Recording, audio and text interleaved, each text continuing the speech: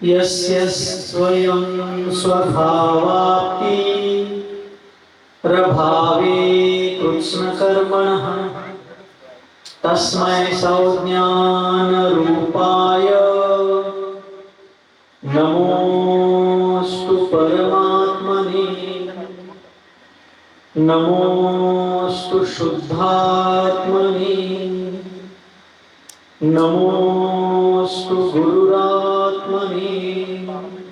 पंच परमेष्ठी भगवान की, द्वादशांग जनवानी माता की, परम पूज्य अध्यात्म महर्षि आचार्य भगवान श्री पूज्यपाद श्री मुनि महाराज की, चारित्र चक्रवर्ती मुनिकुल पितामह योगींद्र चूड़ामणि धर्म साम्राज्य नायक 20वीं शताब्दी के प्रथम आचार्य भगवान श्री शांति सागर जी मुनि महाराज की जय।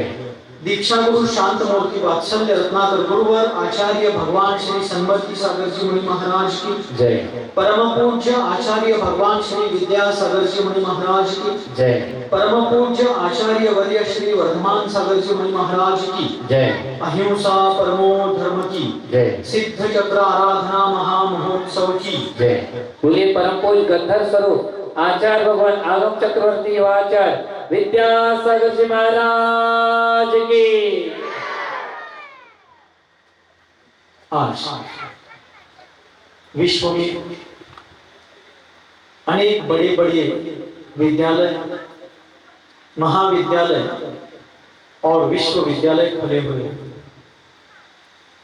उन बड़े बड़े विद्यालयों विश्वविद्यालयों में से बड़ी बड़ी हस्तियां, बड़े बड़े वैज्ञानिक, राजनेता और सामाजिक क्षेत्र में काम करने वाले अनेक महानुभाव विश्व में प्रसिद्ध हो रहे हैं। लोगों के पास बड़ी बड़ी शिक्षण संस्थाओं में पढ़ने के कारण छोटे बच्चों से लेकर बड़े बूढ़े लोगों तक जानकारी बहुत है, बहुत सारे प्रकार की जानकारी है, किंतु अपना वास्तव में भला किस चीज में है इसकी समझदारी रखने वाले लोग इस दुनिया में बहुत कम हैं। जानकारी असणे आणि समझदारी असणे याच्यात फार फरक आहे। आज अनेकों लोग ऐसे हैं जिनके पास विकिपीडिया से भी ज्यादा ज्ञान है। कितने ही कुशल बुद्धि वाले लोग ऐसे हैं लौकिक बुद्धि की अपेक्षा से कि जिनको लोग गूगल के नाम से बुलाते हैं। इतना डाटा, इतना ज्ञान, इतने विषयों का संग्रह उनके पास है, किंतु सत्यार्थ कल्याण क्या है, आत्महित में उपाय भूत क्या है, स्वयं का अपना परिचय क्या है, इन बारे में ऐसे लोग आज भी सच्चे ज्ञान से वंचित हैं। आज यहाँ पर सिद्ध चक्र आराधना महामहोत्सव के चतुर्थ दिवस में सिद्ध परमात्माओं के गुणों का अनुकीर्तन करने के साथ साथ इन सभी बालक बालिकाओं के ऊपर सरस्वती संस्कार विधि के माध्यम से ज्ञान केंद्रित अच्छे विषयों का वपन, अच्छे विषयों के संस्कार उनके ऊपर हो, ऐसा अनुष्ठान आप सभी ने किया। कल इष्टोपदेश परमागम में हम एक महत्वपूर्ण श्लोक के ऊपर चर्चा कर रहे थे। यह जीवस्योपकाराय तद्देहस्यापकारकम्, यह देहस्योपकाराय तज्जीवस्यापकारकम्। जो बात जीव के भलाई के लिए, जो बात जीव के उद्धार के लिए कारणभूत है, वह बात देह के लिए अपकारक है, हानिकारक है। और जिस बात से देह का पोषण होता है, जिस सुविधा से देह को आराम मिलता है, आनंद मिलता है, वह आत्मा के पतन में कारणभूत है। ऐसी चर्चा कल चल रही है।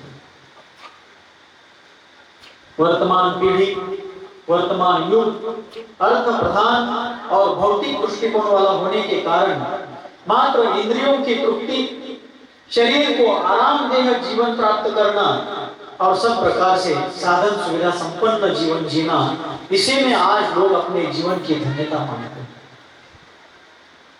किंतु आचार्य कहते हैं साधन नहीं, साधना ही कल्याणप्रद है। आज ये सारे छोटे छोटे बच्चे हैं, इनको टेक्नोलॉजी का इतना ज्ञान है, इनके पास टेक्नोलॉजी संबंधी इतनी जानकारी है कि घर के बड़े बड़े लोगों को उस टेक्नोलॉजी संबंधी इतनी जानकारी नहीं, बच्चे उतने ज्यादा जानते हैं। किंतु उस टेक्नोलॉजी का उपयोग अध्यात्म के विकास के लिए, अपने आत्म उत्थान के लिए करने की प्रेरणा इन लोगों को देना बहुत आवश्यक। वर्तमान युवा पीढ़ी को और बाल पीढ़ी को उस टेक्नोलॉजी का उपयोग अपने सच्चे ज्ञान के विकास के लिए, अध्यात्म प्रधान जीवन जीने के लिए करने की प्रेरणा देना बहुत आवश्यक है। आप सभी लोग जानते हैं, ये सारे छोटे छोटे बच्चे आज मिट्टी के गीले लोंदे के समान है, गीले गोले के समान है। इनको जिस प्रकार का आकार गीले गोले को कुंभकार देता है और उनसे उत्तम उत्तम शिल्प बनाता है, उसी प्रकार इन छोटे बच्चों को यदि विधिवत यथार्थ सच्चे और अच्छे संस्कार दिए जाए तो ये बच्चे भविष्य में इस विश्व गुरु भारत के आधार स्तंभ बनेंगे, इस श्रमण संस्कृति के दीप स्तंभ बनेंगे। ऐसी क्षमताएं इन पीढ़ियों में छिपी हुई है। अतः आज हम लोगों को जागृति पूर्वक खुले आंख रख करके हमारी संस्कृति को, हमारी सभ्यता को, हमारे देश और धर्म को बचाने की आवश्यकता है। आज आप लोग सभी जानते होंगे, टेक्नोलॉजी के अधीन हो चुकी है पीढ़ी। जीव के लिए, स्वयं के लिए उपकारक क्या है और हानिकारक क्या है, इस विवेक बोध से वंचित होने के कारण मोबाइल और टेक्नोलॉजी के इतने अधीन जा चुके हैं कि मोबाइल के ऊपर आने वाले अनेक जो सोशल मीडिया साइट्स हैं या और भी अनेक प्रकार के गेम्स हैं, उसके माध्यम से आत्महत्या करने तक जा रहे हैं। ड्रग्स और नशे की वस्तुओं का ऐसा उनके आगे पीछे ऐसा उनको घेरा बैठ चुका है कि जिस कारण से उनको इधर उधर हिलने डुलने के लिए भी फुर्सत नहीं मिल रही है। इतना ही नहीं, उस टेक्नोलॉजी के दुरुपयोग के कारण ये लोग गुनाहगारी के क्षेत्र में भी आगे बढ़ रहे हैं। माता पिता को जागरूक होना आवश्यक है। बच्चों को सिर्फ जन्म देने से कोई माता पिता नहीं कहलाएंगे, क्योंकि पशु और पंछी भी अपने अपने पीढ़ी के अनुसार, अपने अपने प्रजाति के अनुसार अपनी संतति को जन्म देते हैं। उनमें भी प्रजनन का कार्य होता रहता है। सिर्फ बच्चों को, संतति को, संतान को जन्म देने से माता पिता कोई नहीं कहला सकता। जन्म देने के साथ साथ जो जीवन को सार्थक बनाने वाले संस्कार प्रदान करते हैं, वे ही वास्तव में माता पिता कहलाने के अधिकारी है, नहीं तो पशु और मनुष्यों में कोई फर्क नहीं। आचार्य कहते हैं ये विवेक बोध जगाना जरूरी है कि हमारा वर्तमान जीवन कितना अमूल्य है, कितना दुर्लभ है, और इसको पाने के लिए पूर्व जन्म में कितनी त्याग, तपस्या, जप तप और साधना हमने की है। इसका फल आज हमें इस मनुष्य जन्म जैन कुल के रूप में मिला होगा। लेकिन इसके मूल्य को समझे बिना इसको व्यर्थ गंवाने में किसी भी प्रकार की बुद्धिमानी नहीं है, किसी भी प्रकार से इसमें हमारी भलाई नहीं है। बच्चों को अच्छे संस्कार दीजिए। कल के प्रवचन में पानी पहले तहसील बाहेर जाऊन प्यावं, ही धर्म सभा है, राज्यसभा नहीं, बाहेर जाऊन प्यायचं सगळ्यांना सांग। आचार्य कहते हैं कि हमारे बच्चों को संस्कार देना बहुत जरूरी है। हमारे भलाई और बुराई का बोध जगाना बहुत आवश्यक है। लेकिन बच्चों को भलाई बुराई का बोध कौन देंगे? बड़ों को पहले वो पता होना आवश्यक है। तुमच्या जवळ असेल तर तुम्ही पुढे देणार, आडात असेल तर पोहऱ्या देणार, अशी काय म्हणून होती बघा, आहे का अशी काय? आडात असेल तर पोहऱ्या देणार। हमारे पास होगा तो हम अगली पीढ़ी को प्रदान कर सकेंगे, नहीं तो नहीं दे सकेंगे।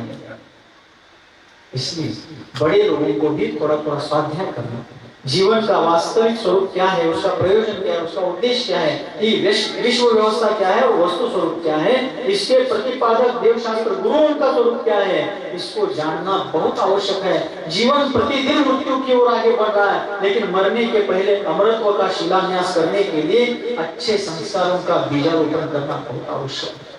कल अपन चर्चा कर रहे थे कि हमारा धर्म जो है वो विज्ञान निष्ठ ही नहीं है, बल्कि विज्ञान का जन्मदाता है। आज वैज्ञानिक जो बातें आपको बता रहे हैं, आज doctors, medical science, physical science के लोग जो आपको बता रहे हैं, वो सारा जैन संस्कृति ने प्राचीन काल से ही बताया हुआ। एक पाश्चात्य विचारक ने एक जगह पर कहा है, मुलानो लक्ष्य देगा, वे कहते हैं आप क्या खाते हो मुझे बताइए। वे विचारक कहते हैं कि आप क्या खाते हो मुझे बताइए, आप कौन है मैं बताता हूं। तुम्ही कोण आहे ते मला सांगत बसायची आवश्यकता नाही, फक्त तुम्ही काय खाताय तेवढं सांगा। तुम्ही काय खाताय पिताय तेवढ्यावर मी सांगतो तुम्ही कोण आहे। हमारा खान पान, हमारा उठ बैठ, हमारा ओढ़ना पहनना, हमारा आना जाना, हमारी सारी क्रियाएं हमारे संस्कृति को, संस्कारों को दर्शाती है। इसलिए खाना पीना सात्विक होना चाहिए। जैसा खाव्यान्न वैसा हुए मन, जैसे पीवे पानी वैसे हुए वाणी, इस प्रकार की कहावत हमारे देश में प्रचलित है। अतः संस्कारों की बहुत आवश्यकता है। हमारे बच्चों को गुरुजनों की संगति में लाई, पाठशाला में पढ़ाई, अच्छे संस्कार दीजिए। आप विद्यालयों में बच्चों को भेजते हैं, वहां शिक्षक लोग उनको पढ़ाते हैं। आप पाठशाला में भेजते हैं, वहां पाठशाला के शिक्षक भी पढ़ाते हैं। लेकिन विद्यालयों के और पाठशालाओं के शिक्षक जितना उनको पढ़ाएंगे, वे तो सीमित समय के लिए पढ़ाएंगे। माता और पिता तो उनको जन्म देने के साथ साथ जीवन भर उनका साथ निभाते हैं। इसलिए संस्कार देने का मुख्य कर्तव्य माता पिता का। एक अंग्रेजी विचारक ने कहा है, "A one good mother is better than 100 teachers." एक अच्छी माँ 100 शिक्षकों से बढ़कर होती है। शिक्षकों को कम लेखने का, शिक्षकों को कम आंकने का उनका उद्देश्य नहीं है, किंतु शिक्षक जितना कर पाएंगे उससे कई गुना अधिक एक माँ कर सकती है। इसलिए अच्छे संस्कार दीजिए। देखिए, माता के संस्कार, गुरुजनों की संगति और उनका मार्गदर्शन छोटे से बालक को कहां से कहां पहुंचा देते हैं। हमारे इतिहास को थोड़ा पढ़िए, पीछे मुड़कर इतिहास में देखिए। हमारा गौरवशाली स्वर्णिम इतिहास वर्तमान कलिकाल में 5 श्रुत्यवली हुए जैन संस्कृति में, दिगंबर जैन अन्ना, और उन 5 श्रुत्यवलियों में अंतिम श्रुत्यवली थे आचार्य भद्रबाहु जी महाराज, जिनका समाधि मरण श्रवण बेलगोला के चंद्रगिरी पर्वत पर हुआ। गए क्या आप लोग श्रवण बेलगोला? महाराज सैक सवले जण सैक आकडे मध्ये बघून बस की बरोदा आवाज मध्ये चंद्रगिरी विंध्यगिरी दोनों पर्वत आमने सामने। चंद्रगिरी पर्वत जिसको वहां पर चिक्क बेट बोलते हैं लोकल भाषा, उस चिक्क बेट पर चंद्रगिरी पर्वत पर सारे मंदिरों का 14-15 जो मंदिर है उनका दर्शन करके जब अपन बाहर आते हैं तो सीधा एक तरफ एक कोने में भद्रबाहु गुफा, वहां उनकी समाधि हुई। भारत के अंतिम मुकुटबद्ध सम्राट चंद्रगुप्त मौर्य, जिन्होंने उनसे दीक्षा लेकर के एक शिष्य किस प्रकार आदर्श रूप से अपने गुरु की सेवा कर सकता है, गुरु की आराधना और उनके आज्ञा का अनुष्ठान कर सकता है, इसका आदर्श भारतवर्ष के सामने प्रस्तुत किया। उन्होंने बहुत अच्छी सेवा और अपने गुरु की समाधि में उनकी सहायता की। वहां पर दोनों की चरण पादुका। तो आचार्य भद्रबाहु जी जब बाल्यावस्था में छोटे बालक थे और अपने घर के आंगन में खेल रहे थे, लक्ष्य घेऊन ऐकायचं, कळलं आलं नाही? आचार्य भद्रबाहु जी अंतिम श्रुत्यवली समस्त अंग श्रुत्य अंग पूर्व के ज्ञाता, अंग बाह्य अंग प्रविष्ट समस्त श्रुत ज्ञान के धारक ऐसे आचार्य भद्रबाहु जी महाराज बाल्यावस्था में अपने घर के आंगन में खेल रहे थे। क्या खेल रहे थे? आज के बच्चे भी खेलते हैं। क्या खेलते हैं? पबजी खेलते हैं। और क्या खेलते हैं? Free fire. क्या गेम के नाम भी आए हैं, फ्री फायर। फायर करना एक अपराध है और हमारे बच्चों को मोबाइल ने फ्री फायर कर दिया। गेम के नाम क्या? वो गेम जैसे खेल रहे वैसे विचार हो रहे, विचार जैसे हो रहे वैसे आचार हो रहे हैं, और आचारों के कारण वे अपराध की ओर बढ़ रहे हैं। माता पिता का ध्यान होना चाहिए। आचार्य भद्रबाहु जी जब बाल्यावस्था में थे, घर में थे, अपने आंगन में खेल खेल रहे थे। कैसा खेल? जो गोल गोल कंकर होते हैं, गोल गोल छोटे छोटे पत्थर होते हैं, जरा अपन गोटे खेलते ना, गोटे खेलने म्हणतो, हिंदी में उसको कंचे से खेलना बोलते, कंचों से खेलना ऐसा बोलते हैं। तो एक के ऊपर एक ऐसे कंचे रख करके गोटे ठेवणे का, और ये गोटे ठेवणे 11 कंचे रखे थे उन्होंने एक के ऊपर एक। आता कोण ठेवू शकता का? एकावर एक अशा 11 गोट्या ठेवू शकता है? एक के ऊपर एक ऐसे 11 कंचे रख करके उन्होंने वहां पर क्रीड़ा रखी थी, क्रीड़ा कर रहे थे। और जब वे कंचे से खेलते थे, एक कंचा मारने पर सारे के सारे कंचे नहीं गिरते थे, नीचे का एक ही कंचा निकलता था, ऊपर के सारे एक के नीचे एक के ऊपर एक वैसे रहते थे। तो वहां से चौथे श्रुत्यवली गोवर्धन आचार्य जा रहे थे। ध्यान से सुनिए, गुरुजनों की संगति बालक को कहां से कहां ले जाती है। आज सरस्वती संस्कार के माध्यम से इन बच्चों को मंत्र भारित कर दिया गया है, लेकिन मंत्र भारित करने के बजाय अब इनको केवल ज्ञान की दिव्य आभा से भाव भारित करना आवश्यक है। ऐसे संस्कार आज इनको प्रदान करना। तो जब वहां पर गोवर्धन आचार्य जा रहे थे, उन्होंने देखा कि बालक कितना कुशाग्र बुद्धि वाला है। एक के ऊपर एक गोल कंचे रखा। कंचे म्हणजे कळलं ना, गोट्या आयऱ्याने खेळायचं म्हणतो ते आपण। तो एक के ऊपर एक कंचे रख रहा है और एक कंचा मारने पर सारे कंचे नहीं गिरते, नीचे का जिसमें प्रहार हुआ है वो एक ही कंचा निकलता है, बाकी सारे एक के ऊपर एक वैसे ही रहते।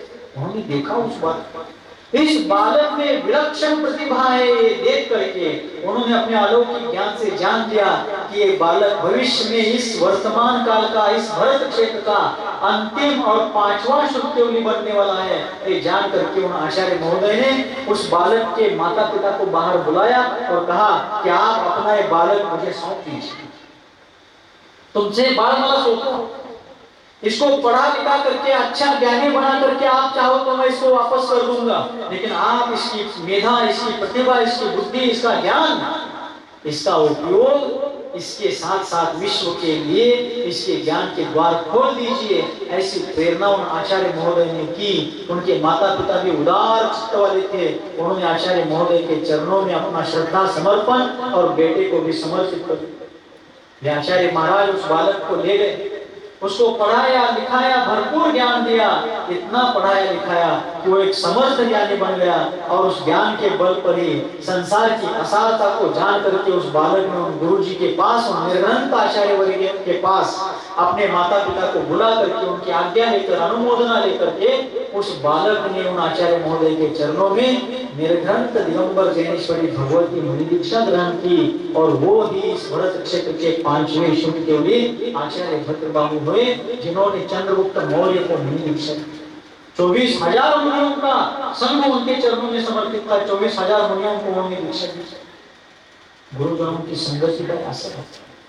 आज बच्चे कहाँ जा रहे हैं, इनकी संगति में जा रहे हैं, कहाँ उठते हैं, कहाँ बैठते हैं। जहाँ उठते बैठते हैं उनकी संगति से हमारे बच्चों का उत्थान हो रहा है क्या पतन हो रहा है? हमारी युवा पीढ़ी उत्कर्ष की ओर जा रही है क्या पतन की ओर गिर रही है? इसका भान रखना हमारे बड़े बुजुर्गों का काम है, परिवारजनों का कर्तव्य है। इसे आचार्य कहते हैं यत् जीवस्योपकाराय तत् देहस्योपकारः। जीव के उत्थान के लिए कारणभूत जो व्रत, संयम, त्याग, तपस्या, धर्म, आराधना है वो जीव के उद्धार में कारणभूत है, लेकिन वो देह के शरीर को सुख सुविधा नहीं देते। ज्या धर्माच्या आश्रयाने आत्मकल्याण होणार आहे, अनादिकालीन जन्म मरणाचा विच्छेद होणार आहे, त्या धर्म साधनेने जीवाला शाश्वत अतींद्रिय आनंदाची प्राप्ती होणार आहे। पण ती साधना करत असताना देहाला सुविधा मिळणार नाही। और देह के लिए जो उपकारी है, सुविधाजनक है, वो जीव को पाप बंध के कारण दुर्गति में भटकाने वाला है। इसलिए आचार्य कहते हैं हे बुद्धिमान मनुष्य, हे बुद्धिमान जीवों, हे विवेकी प्राणियों, आप लोग अपने हित को पहचानो, अपना भला किसमें समझो और धर्म को शरण आओ, संस्कारों की महिमा को समझो। संस्कार सिर्फ बच्चों के ऊपर ही किए जाते हैं ऐसा कुछ नहीं। हम अपने आचार विचारों के द्वारा अपने आप पर भी संस्कार करते रहते हैं। एक प्रसंग बता करके रुकना चाहता हूँ। कल बताना चाहता था लेकिन समय हो गया था, आज भी समय बहुत हो चुका है। एक ही प्रसंग बता करके आज रुकूंगा। देखिए पाठशाला का कितना महत्व है। पाठशाला में पढ़ाई जाने वाली बातें जीवन पर कितनी दीर्घकालीन असर करती हैं, दूरगामी प्रभाव डालती है और उसके माध्यम से कितना उद्धार होता है, इसका विचार करने के लिए प्रसंग आपके सामने रख रहा हूँ। आज बहुत सी जगहों पर पाठशालाएं चल रही हैं, बहुत सी जगह की पाठशालाएं बंद हो गई। क्यों?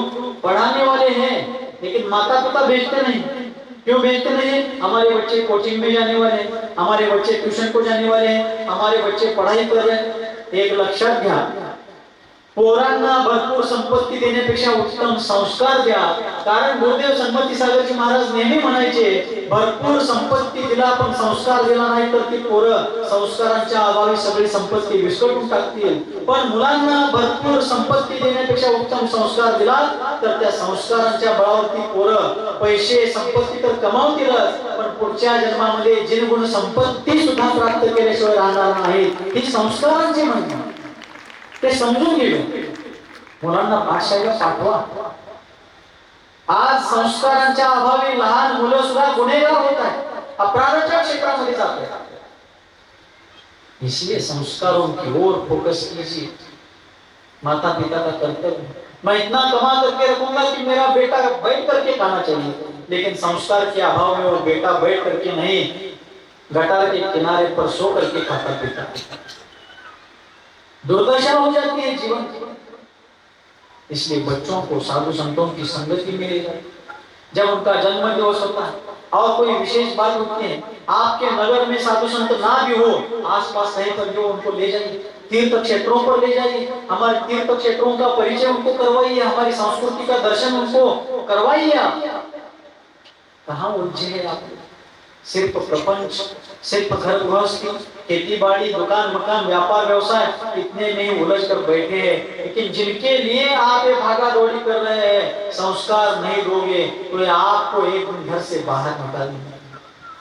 आज की परिस्थिति बड़ी विचित्र है. इसलिए बच्चों को भरपूर संपत्ति देने के बजाय अच्छे संस्कार दीजिए, उत्तम संस्कार दीजिए. पाठशाला में जाना कितना जरूरी है. हमारा चातुर्मास 2020 में राजस्थान की औद्योगिक नगरी किशनगढ़ में हो रहा था. एक प्रसंग बताने वाला, उसके बीच में एक घटना याद आई.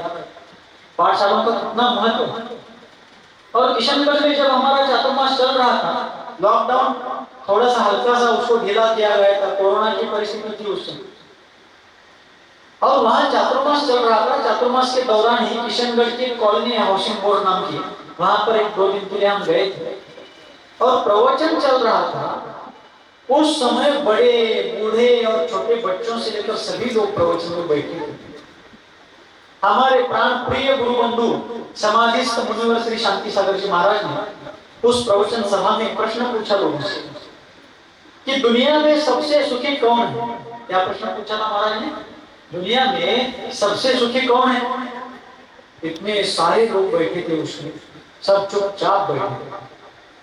कितने ही सेकंड व्यतीत हो गए लेकिन कोई नहीं बता रहा था. इतने में 3.5-4 वर्ष की उम्र उस बालक की होगी. उसका नाम था प्रभव. क्या नाम था?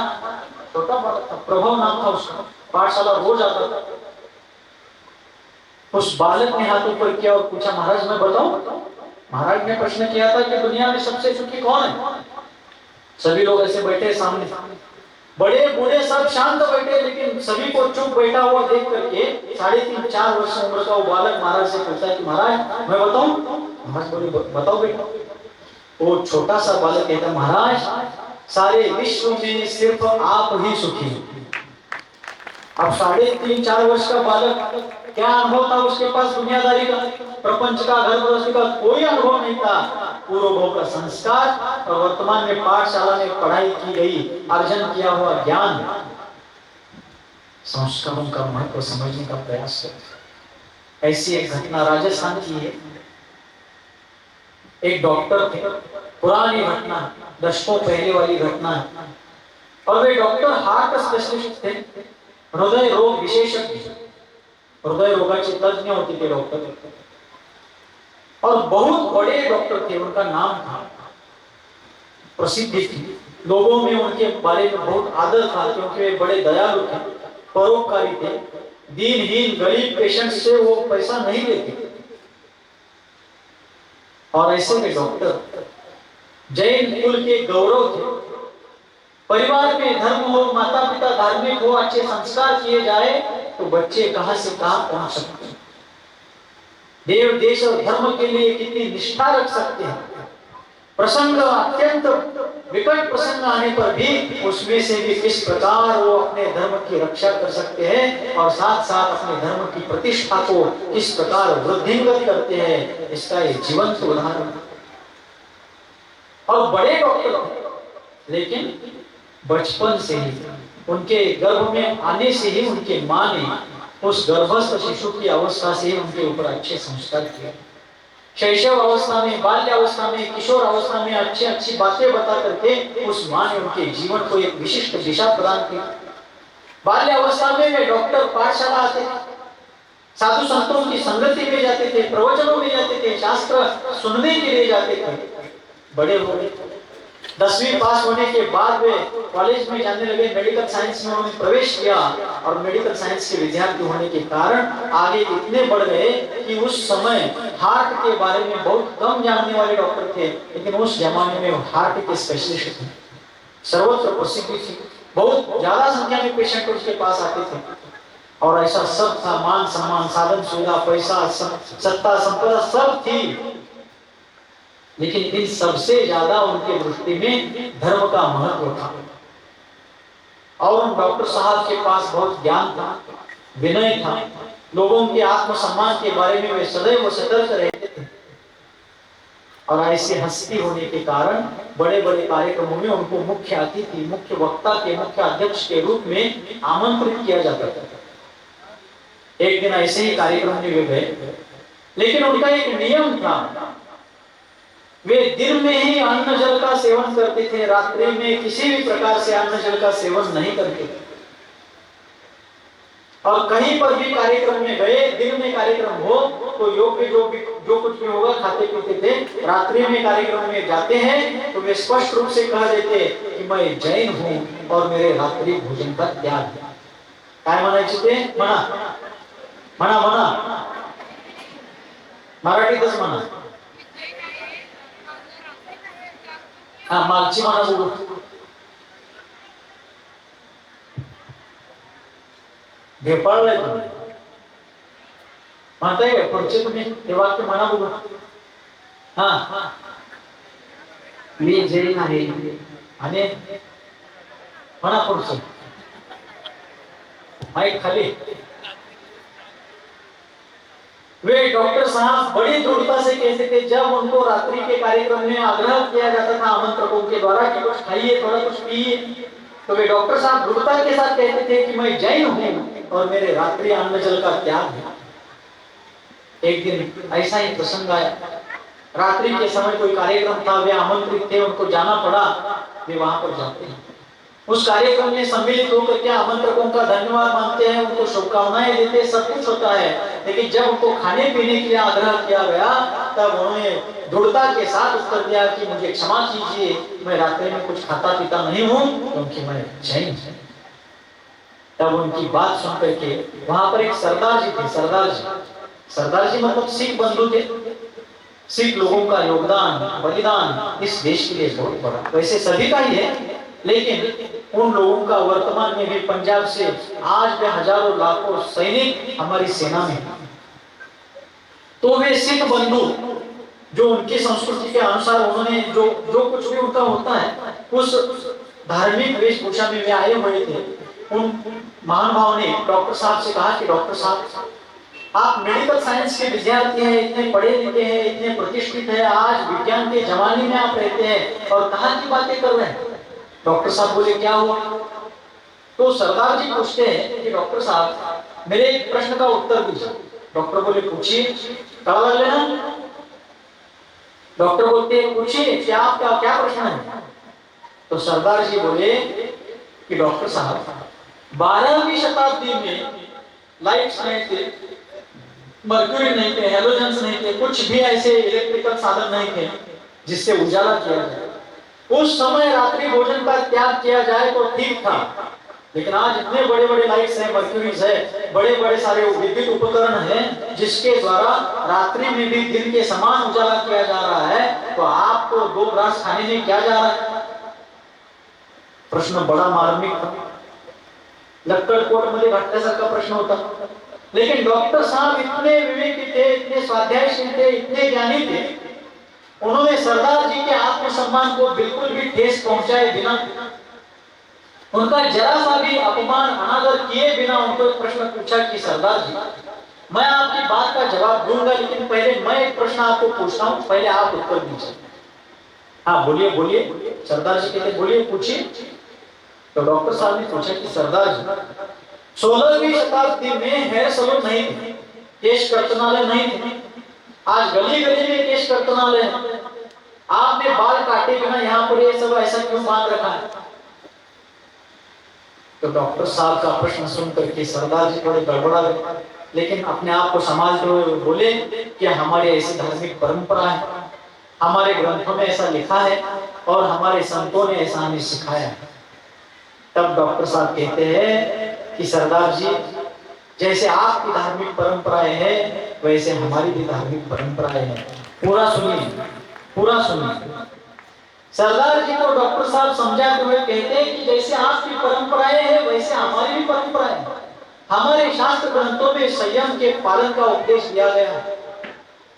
रात्रि में होने वाली हिंसा, अनेक प्रकार के जीव जंतु जो लाइट के द्वारा अन्न जल में गिर सकते हैं, सूर्यास्त के कारण अल्ट्रावायलेट किरणों के अभाव में अनेक सूक्ष्म जीवों की उत्पत्ति अंधकार में होती है और इस कारण से हिंसा और अभक्ष्य सेवन का पाप लगता है और साथ साथ शारीरिक स्तर पर भी नुकसान होता है। ऐसे सारे उत्तर देने के साथ साथ उन्होंने कहा कि इस प्रकार हमारी धार्मिक परंपराएं हैं, हमारे शास्त्रों में संयम पालन का उपदेश दिया है और हमारे गुरुओं ने बाल बढ़ा करके देवानंद होने के बजाय केश लोच करके विद्यानंद बनने का उपदेश हमें दिया हुआ है, इसलिए हम रात्रि में भोजन नहीं करते।